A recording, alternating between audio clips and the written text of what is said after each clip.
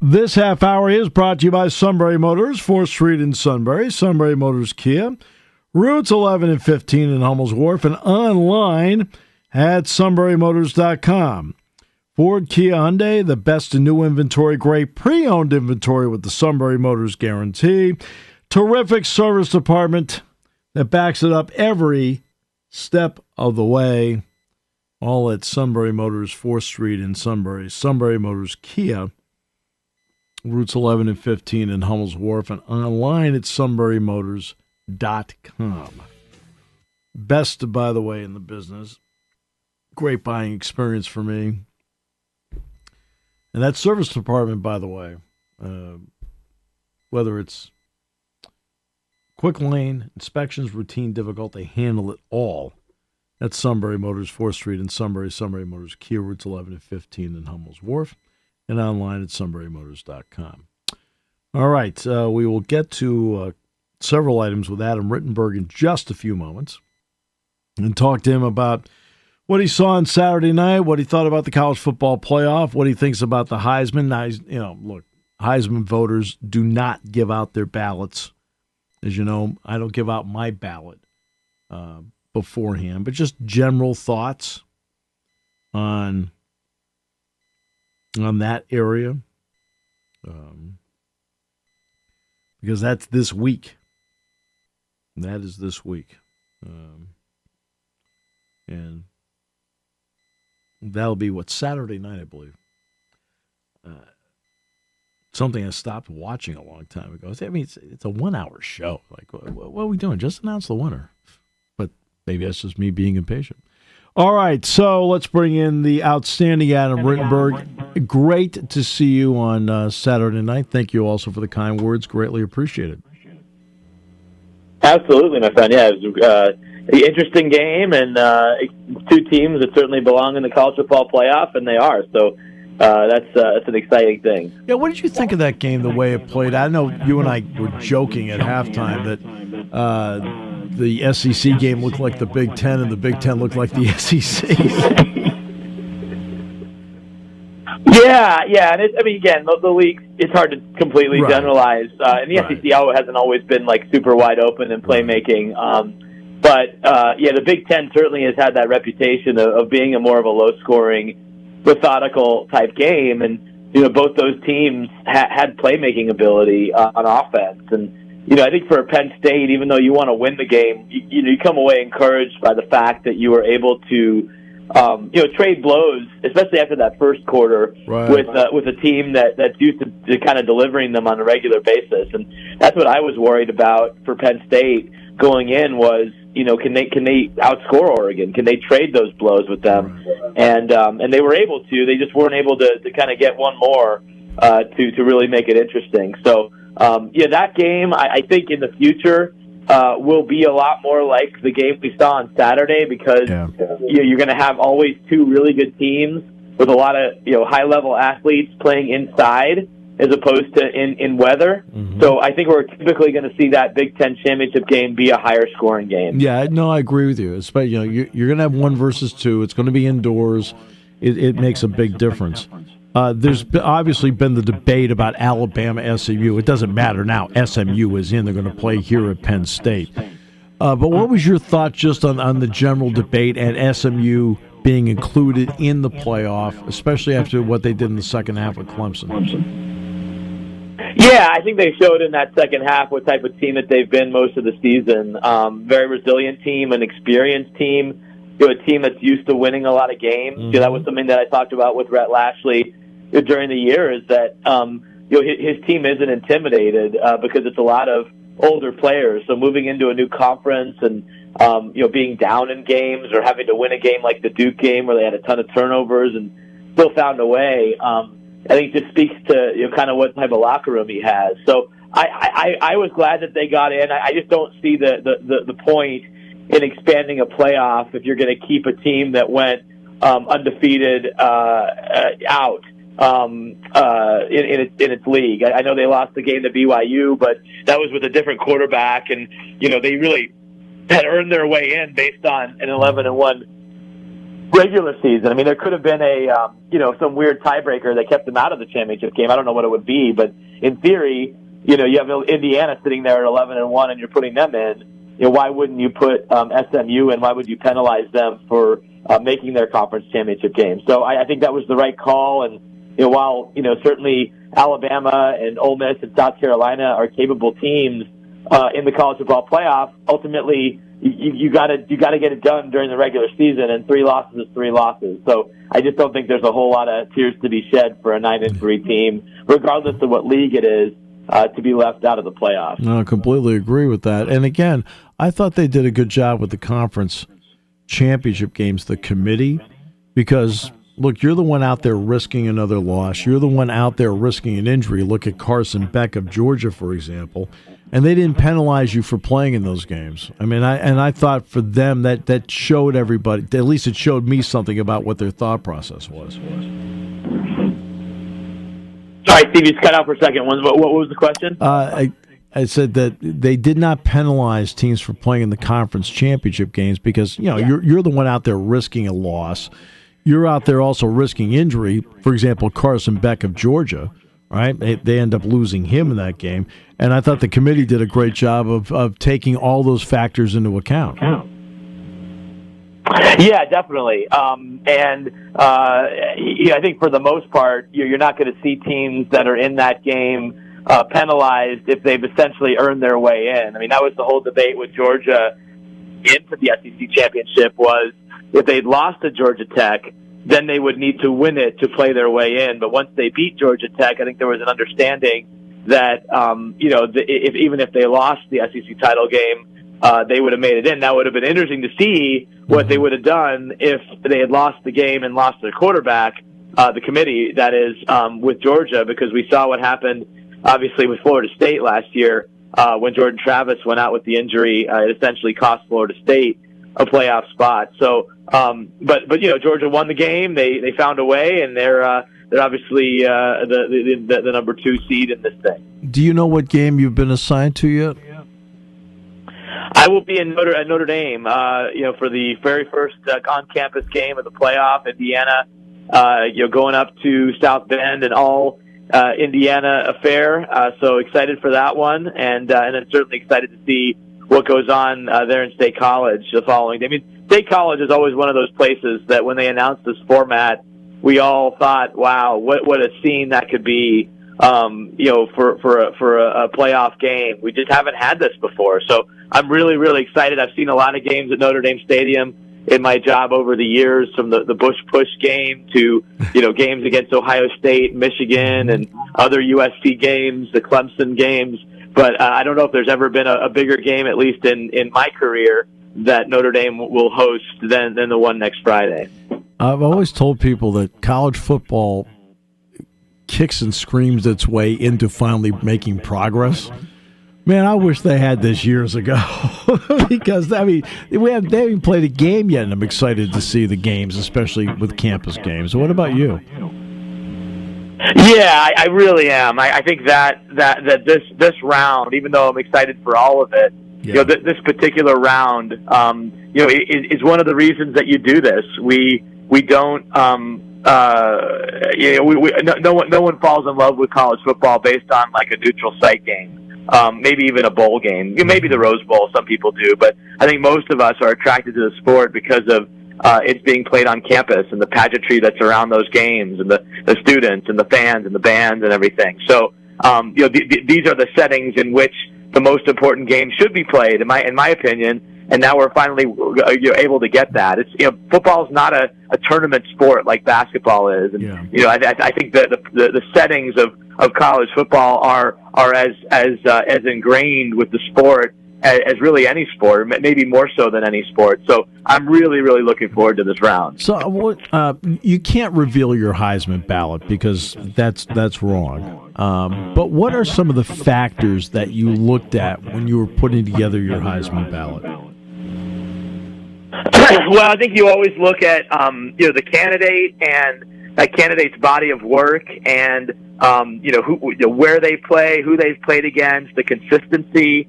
I try not to overweight one performance. So if so-and-so has a career performance or two, that's great. But then if they didn't show up in some of the bigger games of the season, I'd be less inclined to vote for them. And so I think what's exciting about, this group is that they've all been, really consistent. I mean, if you look at, Travis Hunter and, how often he's made a play, whether it's on the defensive side, but especially as a receiver, his numbers have really spiked as a receiver. Ashton Genty, you can't find a bad performance he's had this year. Even in their loss to Oregon, no one's run the ball on Oregon like he was able to in that early game. If it wasn't for Cam Ward, Miami would probably be close to 500. That's how good he was, pretty much week to week for them. And then Dylan Gabriel has just been almost on autopilot. Yeah. Really, really consistent player, and you saw how good he was in the Big Ten championship. Just plays like an adult. I mean, he is not. Sometimes we refer to these guys as kids. He is not a kid out there. He is a full-grown man who's seen a lot of college football and makes decisions and performs like he's been doing it for a really long time. And so I think it's a really nice pool of Heisman contenders. Don't have an SEC player in there, which is a little unusual. Mm-hmm. Do have a couple of quarterbacks, but I think the uniqueness of Hunter, and in some ways Genty too. I mean, how often does a non-quarterback from a non-Power 4 program even get considered for this award? It's a really neat field. Against Oregon, Genty ran for 192. With Henderson and Judkins, Ohio State as a team ran for 140. That's just giving you just one example. Like that one guy, he scored 29 touchdowns this year rushing, for goodness sake. 2,497 yards or some number like that. And people didn't really get a chance to see him that often. But, boy, when I watched him, man, you thought he was going to break it on every single play. I don't know what you thought when you watched him. Yeah, for sure. He is, and again, I actually wrote about him last year. I did a couple of pieces on, kind of the best players you don't know about, and he was sort of thrust into a do-it-all role for Boise State and caught a lot of passes out of the backfield. So I knew the name, I knew the performance, but he just took it to another level this year. And even his style of not getting into a stance before he gets the ball, kind of adds to the mystique around him. But I was out there in Las Vegas for Big 12 and Mountain West Media Day, and Ashton had to do his own media day at a different hotel because he's not 21. He couldn't do it at the Circa, so he had his own media day, and man, he backed up the hype. They did a nice job promoting him, and look at where he is now. Let me ask you something. You were talking about, like, this guy's a full-grown man and so forth.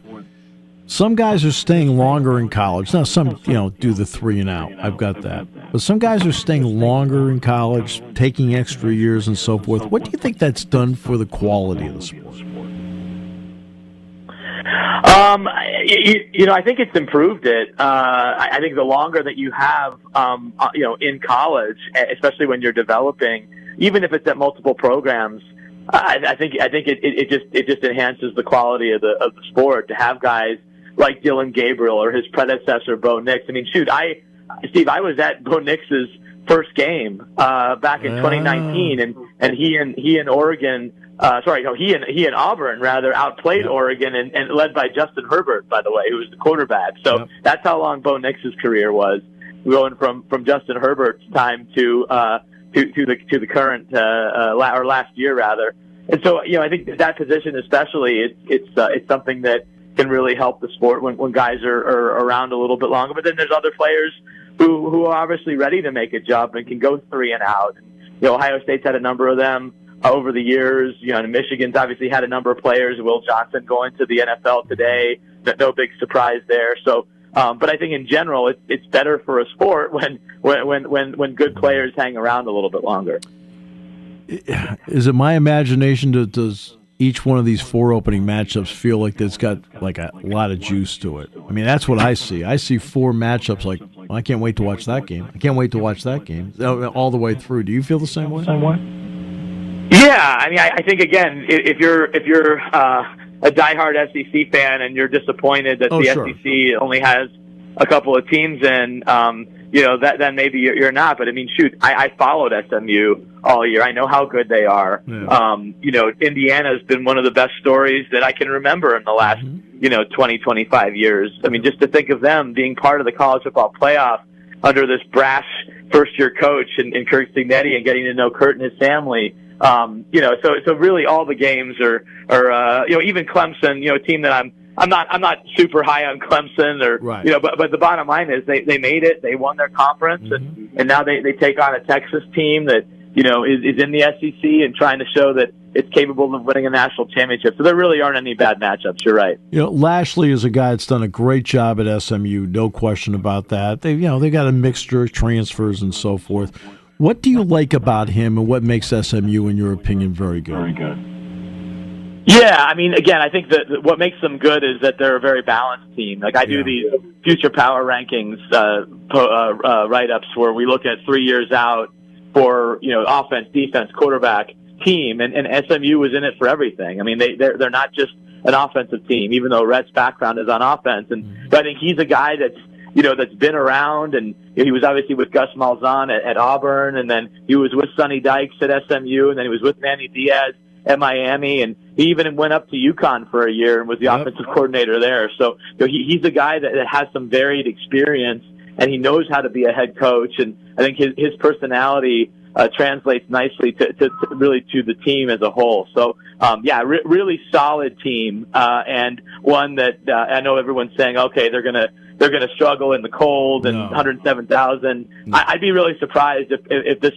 SMU team is intimidated by that setting. I think Penn State's better than them. I think Penn State will beat them, but I don't think it's because they're going to be really scared of the environment. Oh my goodness, they've won 11 games. They're used to winning. What kind of difference has Jennings made to them, in your opinion? This will be the last question. I'll let you go. Yeah, even before the year, Steve, I was talking to some coaches in the ACC, and I know the ACC wanted the coaches to bring their quarterbacks to media days, but there were a couple of guys that took notice of the fact that SMU didn't just bring Preston Stone, but brought Kevin Jennings, and told me, hey, I think they're kind of setting that up for maybe a change. And obviously after the BYU game, they made that change, and Kevin's had a really good season, dual threat, very, very dangerous on the move. So Penn State's got to contain him as much in the pocket and try to make him win the game with his arm, because he's a really dynamic playmaker. Adam, always a pleasure. I can't tell you how much I appreciate your valuable time today, and the audience appreciates it too. Thank you so much. Yep, thanks, Steve. Great seeing you. Adam Rittenberg from ESPN. By the way, the 2025 schedule is out for Penn State football. They will open with Nevada at home on August 30th, Florida International September 6th, Villanova September 13th. Then they get a bye. They're going to get 2 byes next year. They get a bye on the 20th. Then, and this is the one everybody already knew, they knew Oregon was going to be the opening conference game on the 27th.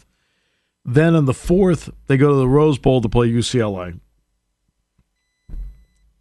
Then it's Northwestern at Penn State on the 11th. Okay?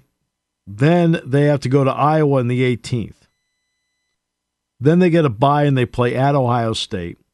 Then on the 8th, they get Indiana here. Then Penn State plays at Michigan State in Week 15.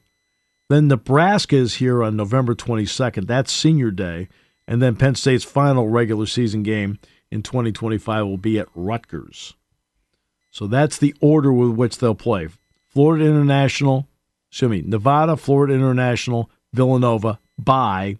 Oregon at home, at the Rose Bowl against UCLA, Northwestern at home, at Kinnick against Iowa, okay, in Columbus against Ohio State, at home with Indiana, East Lansing to take on Michigan State, home with Nebraska, and then at Rutgers. So that's how it's going to stack up for the 2025 season. All right. This half hour has been brought to you by our good friends at Sunbury Motors, 4th Street in Sunbury, Sunbury Motors Kia. routes 11 and 15 in Hummel's Wharf, and online at sunburymotors.com as we continue here on News Radio 1070 WKOK. This half hour being brought to you by our good friends at Brewers Outlet, Reagan Street in Sunbury, the beverage supermarket. Imports, domestics, microbrews, the best selection of beer anywhere.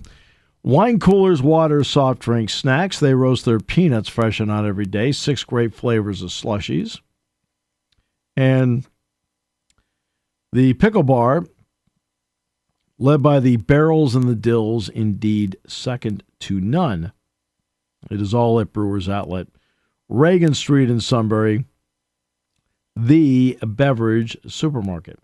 Great to have you on the show today, and great to have with us on the show as well the outstanding Mike Poorman. Mike, welcome back. Great to have you with us. It's great to be here. You know, Barrels and Dills are both so good, they got first-round buys in the playoffs. And they earned them. I'd like to point out they earned it. So let's start with the fact there's going to be a playoff game at Beaver Stadium.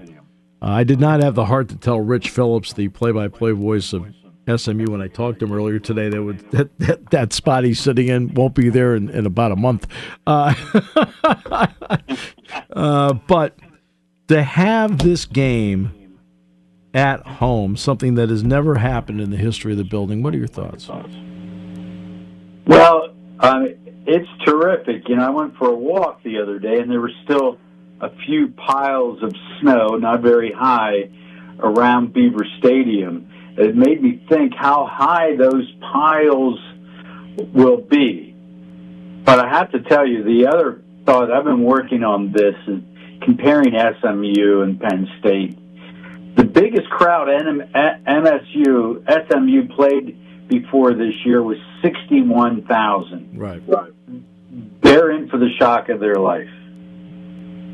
Well, they're all going to be there wearing white.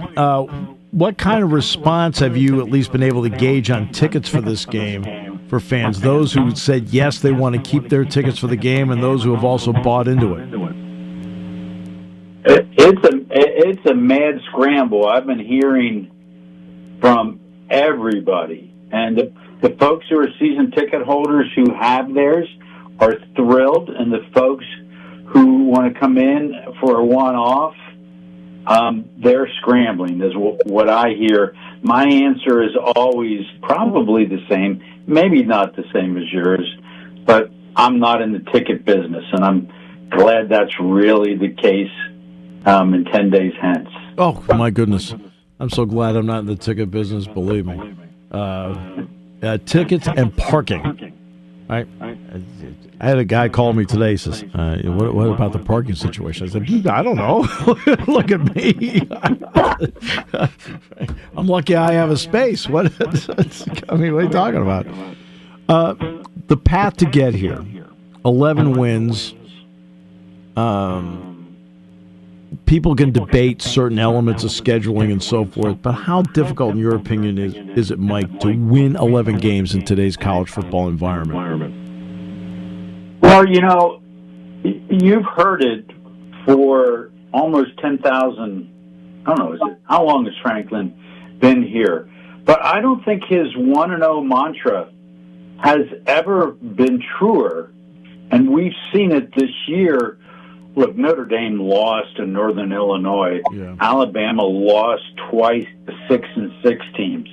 I think the fact that they have focused on the business at hand, in this day and age, with NIL, transfer portal, paychecks, parity, playoffs, I think it's and you know me, I'm not a super cheerleader, but I think it is an amazing coaching job for them to be consistent from week to week. They're going to get, in the end, 2 consensus All-Americans. They will be Abdul Carter at defensive end and Tyler Warren at tight end. Let's start with Carter, because he changed positions, and the dynamics of what he does changed as well. What was your opinion on his season and how he went about it to get to this point? Well, I tell you what, it was like it was like one of those time-lapse cameras, Steve.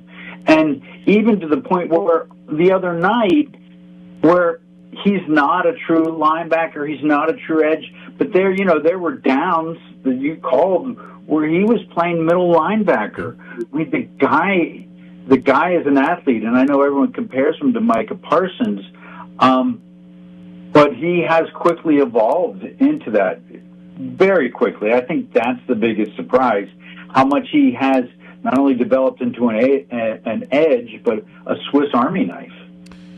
And we know that Warren has played literally 9 different positions during the course of the season for Penn State. When you watched him play this year and how Andy Koltenicky wanted to use him, what was that experience like for you on a weekly basis following Tyler Warren around? Well, here's the thing about Tyler, and I don't usually talk about these things, as you probably don't, because we have some of these kids in the classroom. But since it's a really positive thing, Tyler is a great student, a locked-in, focused, kind of quiet student. Yep. And James has referenced that in a lot of different ways this year. Tyler is a student. He's a student of the game. His dad played college football with Trace McSorley's dad. You know, it's not only in his DNA, but it's in his playbook. He's a super smart guy, so when you go, okay, here's a new play, this is what you're going to do. And by the way, I'm not sure has been running college football in the last 25 years. He's the guy who can think and make it happen and then be nonplussed about it. I think that's his biggest strength, is he goes about his business in a smart, methodical, thoughtful, consistent way. That's a long answer. No, that's fine. It's a long-form interview, so it's perfectly fine.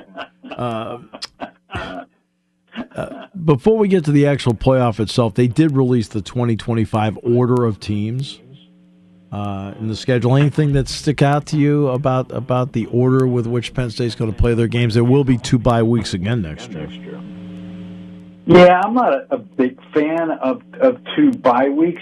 And this is the thing that struck me was when they released it, I think they released it Saturday, was the Oregon is in Beaver Stadium on September 27.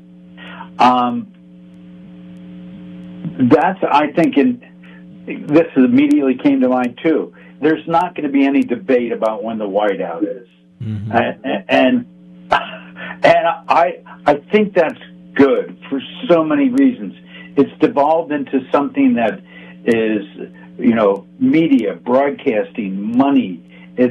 I'd love to see the Purity back. Biggest opponent at home, it's who it is.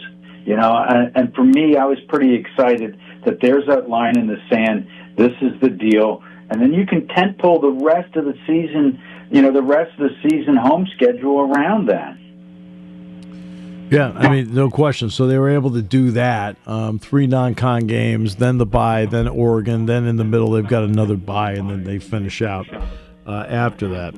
All right, so that's 25. The point at hand, what do you think of the 4 matchups on the opening weekend of the college football playoff? What intrigues you about each one? Well, everybody says Tennessee is the one ripest for an upset. And I don't know. I would ask you this question. Is Indiana and Notre Dame really just by happenstance? I mean, the state of Indiana championship, that's really intriguing. That's really intriguing to me that it's almost seems manufactured for television. Well, look, I mean, television plays a big role in it. I mean, the reason Penn State, my goodness, is going to be playing at noon on the 21st is they don't want to go head-to-head with the Steelers at 4:30. And why is Texas playing the second game that afternoon is because they don't want them going head-to-head with the Houston Texans at night. In other words, they're trying to keep the college football, in the same state, away from each other, and it didn't matter about who they're playing. They wanted Notre Dame in prime time on opening night at home. I think that played a role in it. That's my opinion. Oh no, I mean absolutely. And I don't have a problem with any of that because he who makes the gold rules. And if you sign these massive contracts and they're filtering down to the players, you're going to play when TV wants you. I always kind of laugh at people getting mad at Big Noon. Well, the ratings tell you to play the big games at Big Noon, and if you want everything else, you got to do what they say. Right. No, exactly right. What about the other matchups? Texas Clemson, Penn State SMU, Notre Dame Indiana, and Ohio State Tennessee. You mentioned which one could be ripe for an upset. So, what do you think about the matchups? And, quote, did the committee get it right with what they did? Oh, yeah, I mean, you can't have 3 losses and 2 of them be the 6-6 teams. I have to tell you, it's kind of interesting when you go back to, Dabo, a guy who's won, 2 national championships? Yes. He's an underdog. He's anti-portal. He's this lone wolf, and he's become this massive underdog, and maybe in the whole bracket, maybe even more than the SMUs and Arizona States and Boise States of the world. They have turned Dabo into this likable figure. And then, SMU, you know this already. In some ways their offense is Oregon light. And I'll say what everyone else says. Penn State's bracket is great. I mean, after the Fiesta Bowl, I'm not sure if they're playing Penns Valley or Bald Eagle, but it's a pretty good path. Yeah, without question. And what do you think this does? I mean, Penn State's not going to make money off of this because the college football playoff controls the tickets and so forth. But what do you think this does for the town, for this area, on a commencement weekend, no less? That's a great point. Penn State does get the concessions money, and they do get the parking money. Yep. But, yes, there was a story on a local website that yours truly writes for. It was a very good story where the downtown leaders were saying, look, come down, do your Christmas shopping early. Next weekend is going to be crazy, and it is. And I got to tell you is that everyone from Lions Pride to Rapid Transit to Family Clothesline, they're going to be selling anything and everything they have white. I mean, that stuff does not go in the back room for another year. It is fabulous, and we're not even talking about what it's going to do for the hotels as well, Steve. Yeah, no question about that. And again, hotel space may be at somewhat of a mini premium around here because of commencement weekend. People had booked their commencement rooms months ago, knowing. Now, it's not as extensive as the spring, but you and I both know there's a number of people that are graduating on the 22nd out of here. All right.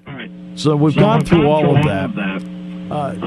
This new era of college football, portal, NIL, house settlement money starting next year, playoff. What are you comfortable with right now, Mike? And what are some parts? Are there any parts of this that make you uncomfortable? Wow, Steve, that's a really. I mean, these have been good questions. That's a great question. I'm not comfortable with the hidden money. Yeah. I mean, the thing about professional sports, you know what everyone makes. Mm-hmm. I mean, we don't know what the starters or backups or people coming in make, and I think people would be surprised. They will be next year on what the compensation level is, and with compensation comes expectations. And I have to tell you that. I'm okay. I believe in the free hand of Adam Smith. I believe that the game really, in many ways, is the players, and they should be compensated. Absolutely. Where I'm concerned somewhat is that they are professional athletes because they're getting paid. Yeah. I'm concerned about what happens to the academic side of things. Mm-hmm. The Tyler Warrens of the world are going to handle their business the right way. I'm concerned once you're making 6 figures as a second or third year player or a first year player, are you showing up for class? Are you creating a whole nother caste system in the academy. That may be my biggest worry, Steve. Yeah, maybe no question. You do get concerned about that because it's still a university, and you are setting yourself up for life if you do it the right way, because only 2 to 3% go to the next level. Do you think there should be some level of federal government involvement, or do you think there should be collective bargaining to get reins in on what we're seeing? Well, I think there will be collective bargaining. I mean, literally the House settlement and two of the major figures are putting forth the idea of recognition of a labor union. There will be a labor union for college athletes, especially basketball and football. And the National Labor Relations Board for now they're on their third year of saying they will support that, and they're the overall federal organization. It not only makes sense, it's a law, so that will come. And then also, once you have a union will supplant in many ways, because it's collective, and you use the right word, it's collectively bargained, so that could circumvent, or at least push off in the federal courts Title IX. Because once you collectively bargain, you give up those federal rights there's still federal laws for labor, but that would supersede Title IX. That's going to help, and that's going to happen. The fact that we have a lot of older players playing the game today. We just saw Dylan Gabriel make his 60-second start at Oregon. Cam Ward is somebody who has moved around Washington State, eventually to Miami. These are guys who are Heisman finalists. What do you think that has done for the game, pro and con, in your opinion? Oh, it's made it a better game. I mean, these are great players. You see it. Devon J. Thomas has always been good, but, he had, even the other night, he's fun to watch. And he's a real student, by the way. Yes. I mean, he's a great player, a terrific personality, but he's in year 6, so I'm not sure he's going to have an NFL career. He'll get into a camp, but it has made the better at a higher level. And then it's given these folks who may not be an NFL player a chance to continue to play, a chance to make some money, a chance to develop a career. Devon's a great example. Nick Dawkins is a great example. You know them. They're fabulous students, people, and they have their career off the field continues to grow. So in that sense, they're great opportunities. The game is better, and for the right people who approach it the right way, it's even more opportunity, which I'm in favor of. Mike, thanks so much. Always appreciate your time. Enjoy the conversation very much. Audience loves hearing from you. All right, thanks, bud. Take care. Thanks. Mike Poorman, statecollege.com. By the way, congratulations to a friend of mine. That is Tom Hamilton, the play-by-play voice of the Cleveland Guardians. He has won the Ford Frick Award and will go into the Baseball Hall of Fame next year. So well-deserving. I've got to know Tom really well over the years when he did a lot of BTN basketball. Tom made a lot of trips in here to State College, and plus I saw Tom so much on the road. And he's, as a person and as a father, by the way, I mean, he's so dedicated to his boys and his family. I can't say enough great things about him. As a broadcaster, my goodness. And I say this with all due respect to the Yankees broadcasters. They do a fine job in the whole thing. But I was doing a Thursday night talk show over at the field, and then I went over to watch my granddaughter do gymnastics, which is very close to the field, the complex.